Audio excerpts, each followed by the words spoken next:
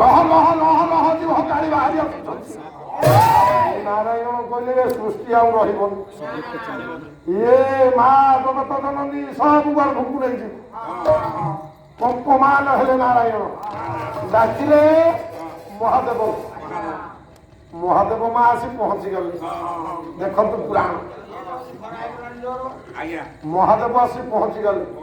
ନାରାୟଣ କହିଲେ ମହାଦେବ ମା ଧ୍ୱଂସ କରିଦେବେ ଏ ସୁନ୍ଦର ସଂସାରଟାକୁ, ଆଉ ରଖିବେନି। କଣ କରିବା ଏ ସମୟରେ ରଖିବ ତାକୁ କିଏ? ଯିଏ ତ ଯିବ ସେ ଖାଇବ ନା? ବାଟ ଅଛି, ମୁଁ ରଖିବି। ମୋ ସ୍ତ୍ରୀଟାକୁ ମୁଁ ବନେଇ ପାରିବି? ମୋ ସ୍ତ୍ରୀ ଯଦି ଉଦଣ୍ଡି ହେଲା ମୋ ଦଣ୍ଡା ହେଇକି ତାକୁ ରକ୍ଷା କରିବି। ତମେ କାହିଁକି ରକ୍ଷା କରିବି? ରକ୍ଷା କରିବ? ଶିବ କହିଲେ ମୁଁ ରକ୍ଷା କରିବି। ଯେତେବେଳେ ମୋ ସ୍ତ୍ରୀ ସିଏ ସେ ତ କୋପ ମୂର୍ତ୍ତିକୁ ଧାରଣ କରୁଛି ଘର ଭିତରେ, ବାହାରକୁ ଆସିବା ପର୍ଯ୍ୟନ୍ତ ସମୟ ଦେଲେ ସିନା। କାହାକୁ ସେ ଛାଡ଼ିବନି, ଚାପି ପକେଇବ। ବିଦାୟ ଦିଅନ୍ତୁ ମତେ ପ୍ରଭୁ ନାରାୟଣ।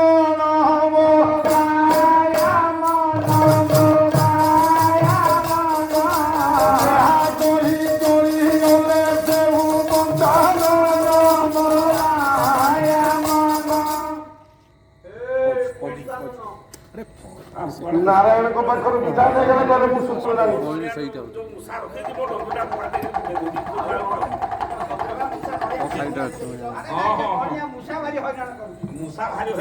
ନାରାୟଣ ବାବୁ ଭଲ ଚାହା ଦେଇଛନ୍ତି ଆଜି।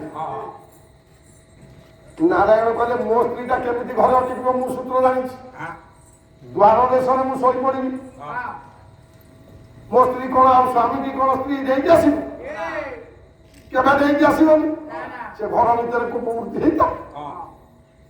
ମହାଦେବ କଣ କଲେ? ଦ୍ୱାର ଦେଶରେ ଯାଇ ଶୋଇପଡ଼ିବି। ଦେଖିବା କୁଆଡେ ଆସିବ।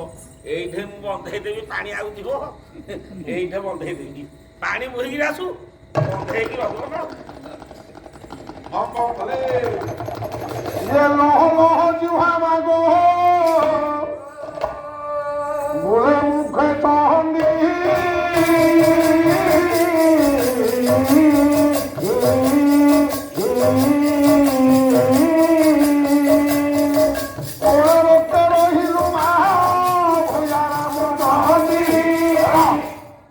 ଜୀବକୁ କାଢି ଦେଇଛି ମା। କହଲ କରି ଚାଲି ଆସୁଛି। ଶିବ ଶୋଇଛନ୍ତି, ମା ଆଉ ଲକ୍ଷ୍ୟ ନାହିଁ। ଯାଉ ଯାଉ ଶିବଙ୍କର ବଂଶ ଉପରେ ଶିବ କହୁଛନ୍ତି କି ମା ଗାଳି ଗାଳି ମୁଁ ଶିବ, ଗାଳି ମୁଁ ଶିବ।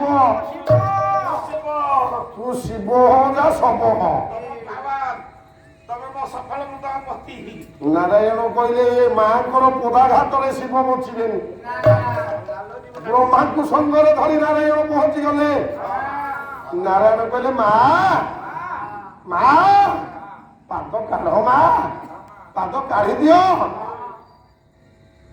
ମା ଚିନ୍ତା କଲେ ମୋ ସ୍ୱାମୀ ବକ୍ଷରେ ଯେତେବେଳେ ମୁଁ ପାଦଟା ପକେଇଛି ସେ ମୋତେ ଆଉ ସ୍ତ୍ରୀ ଭାବରେ ଗ୍ରହଣ କରିବେ? କରିବେ? ଆଉ କରିବେନି।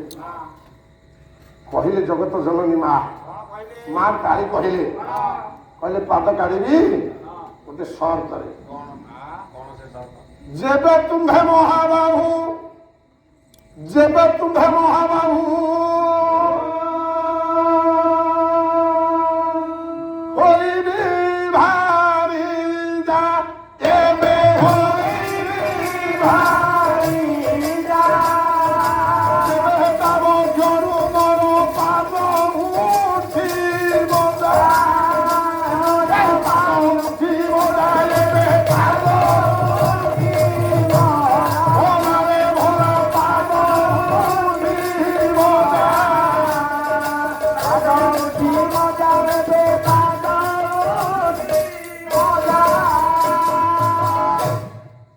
କାଳି କହିଲେ ହେ ମହାପ୍ରଭୁ, ଯେବେ ମୁଁ ତୁମର ଭାରିଜା ହେବି ତାହେଲେ ଏ ପାଦ ଉଠି।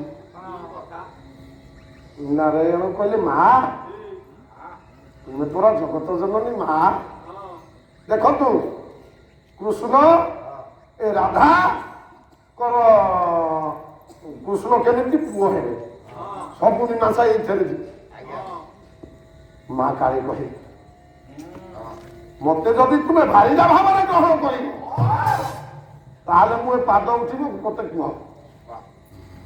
ନାରାୟଣ କହିଲେ ବଡ ଅସମ୍ଭବ କଥା। ବିଚଳିତ ହେଲେ ନାରାୟଣ କହିଲେ ନହେଲେ ପାଦଟା ଯଦି ନ ଉଠୁଛି ଶିବ ମରିଯିବ, ଶବ ହେଇଯିବ ଶିବ। ତେଣୁ ନାରାୟଣ କହିଲେ ମା ସତରେ ଏଇଟା ମତେ କରିବାକୁ ପଡିବ ନା, ଦ୍ୱିତୀୟ ଜନ୍ମରେ ତୁମେ ମୋ ସ୍ୱାମୀ ହୋଇବ।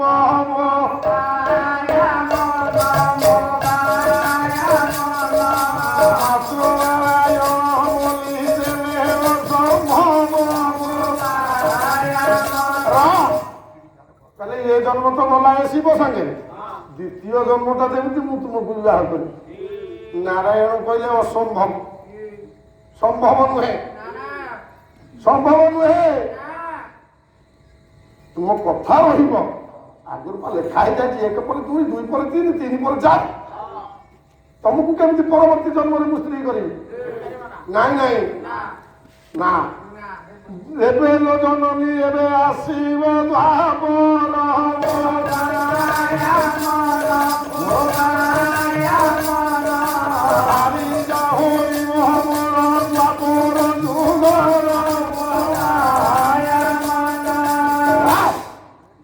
ନାରାୟଣ କହିଲେ ଗୋଟିଏ ଯିବ ଭାଲି ଆମର ତ୍ରେତୟା, ତାପରେ ଆସିବ ଦ୍ୱାପର।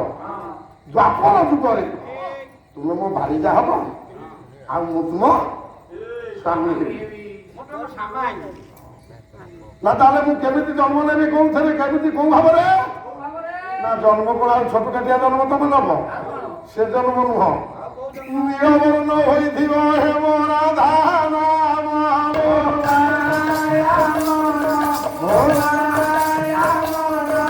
ମହାଦୁର୍ଗା ମହାକାଳୀ ରାଧାଟି ପ୍ରମାଣ।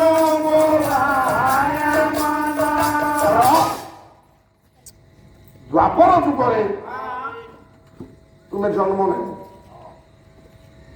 3ଟା ଶକ୍ତି ତୁମ ପାଖରେ ରହିବ, 3ଟା ଶକ୍ତି ନେଇକି ତୁମେ ଜନ୍ମ ହେବ। 3 ଶକ୍ତି କିଏ? ନୀଳ ସରସ୍ୱତୀ, ମହାଲକ୍ଷ୍ମୀ ଆଉ ମହାକାଳୀ ହେଲେ ଏକ। ଶକ୍ତିରେ ରାଧା ଏବେ ଜନ୍ମିବ ପ୍ରତ୍ୟକ୍ଷ। ନୀଳ ସରସ୍ୱତୀ, ମହାଲକ୍ଷ୍ମୀ, ମହାକାଳୀ, ये 3 जन शक्ति एकत्रित हेले जाई तुम्हें जन्म नब। ना प्रभु केमिति जन्म नेबी? ना अलौकिक भावे राधा जन्म लभिब।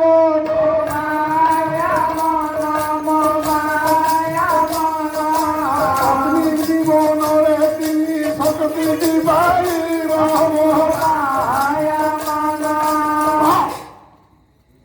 पद्मिनी बनरे 3 शक्ति जतबले तुम्हें पाइब, पद्म ऊपर खेल। ये है राधा जन्म। अच्छा माँ माने बापा माने चिंता तू उठे उठ, आपण माने चिंता करो। नारायण माँ बोली स्वीकार कले काली, काली, लक्ष्मी, राधा, ए महादुर्गा 3टा शक्ति। ये राधा है के 4। ये 3 शक्ति की जब राधा नेले माँ हेबे ना नहीं, माँ हेबे ना नहीं।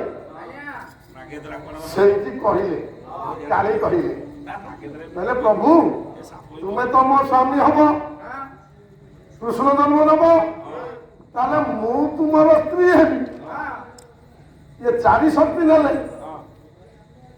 मते भल भाव चिंता करी कुह घर संसार कर ना नाई ताठू बड़ संसार कर। किंतु प्राकृतिक प्रेम आम रहिब तो नहीं।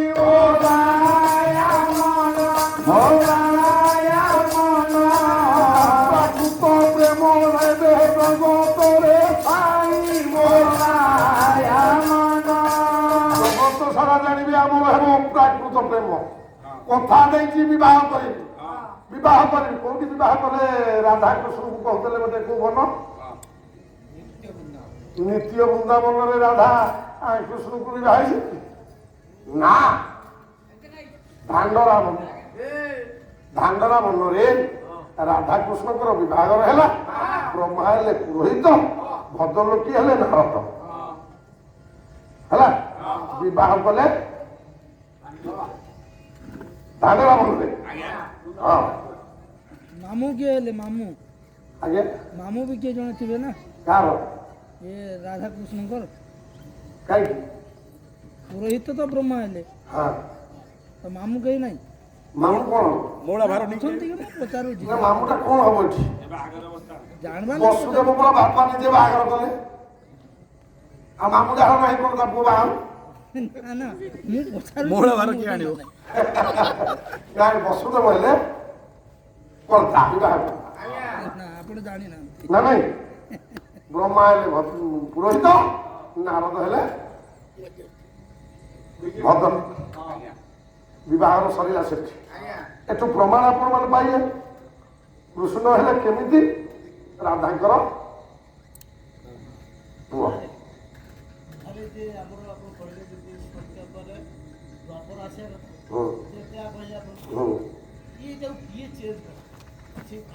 କହିବି କହିବି ତ ହଉ ନିଶ୍ଚିତ କହିବା କେତେ ଯାଚକ ଏକ